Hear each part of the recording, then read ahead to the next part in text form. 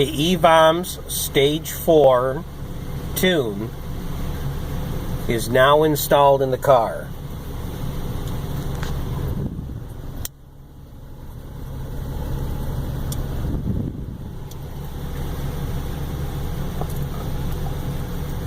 We're now up at operating temperature.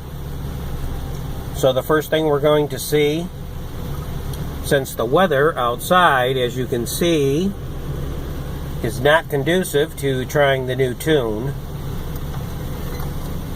So this tune included a launch control. For this particular application, the launch control was set at 5,000 RPM.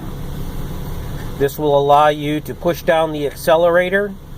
The engine will not rev past 5,000 RPM if everything has gone right.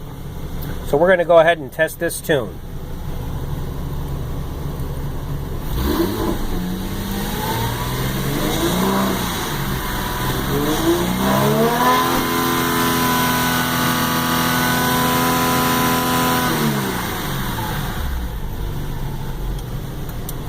Launch control works.